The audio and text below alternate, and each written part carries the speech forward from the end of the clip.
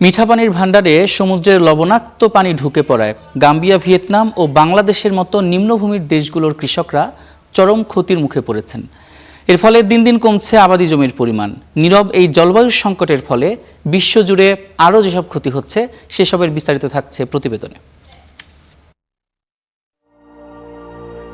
বিশ্বের বিভিন্ন প্রান্তে পানীয় জল ও খাদ্য উৎপাদনের জন্য প্রয়োজনীয় মিঠা পানির ভাণ্ডারে ক্রমেই ঢুকে পড়ছে সমুদ্রের লবণাক্ত পানি। এই প্রক্রিয়াটি সল্ট ওয়াটার ইন্ট্রুশন নামে পরিচিত, যা ধীরে ধীরে বিশ্ব অর্থনীতির জন্য ভয়াবহ হুমকি তৈরি করছে। জলবায়ু পরিবর্তন, সমুদ্রপৃষ্ঠের উচ্চতা বৃদ্ধি কিংবা অপরিকল্পিত চিংড়ি চাষকে এর জন্য দায়ী করা হচ্ছে। গবেষণায় দেখা গেছে আফ্রিকার দেশ গাম্বিয়া, ভিয়েতনাম ও বাংলাদেশের মতো নিম্নভূমির দেশগুলো এ সংকটে সবচেয়ে বেশি আক্রান্ত।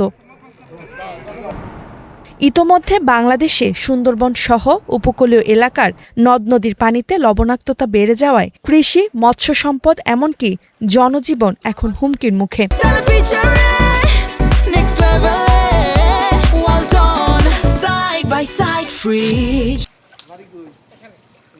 গাম্বিয়াতে লবণাক্ত পানির কারণে 2009 থেকে 2023 সালের মধ্যে ধান চাষের জমি কমেছে 42%।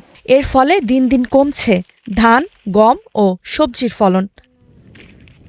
শুধু উৎপাদন কমে যাওয়া নয়, লবণাক্ত পানি পরিশোধনের জন্য প্রয়োজন হচ্ছে অতিরিক্ত অবকাঠামো ও প্রযুক্তি। এতে ঘাটতি পড়ছে স্থানীয় সরকারের বাজেট, বাড়ছে ভোক্তা পর্যায়ে পানির বিল। বিশেষজ্ঞদের মতে সল্ট ওয়াটার ইন্ট্রুশন শুধুমাত্র পরিবেশগত সমস্যা নয়, এটি এক ধীরগতির জলবায়ু সংকট।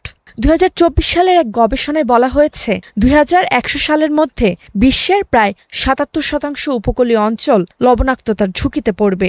এতে কোটি কোটি মানুষের খাদ্য ও জীবিকা হুমকির মুখে পড়বে।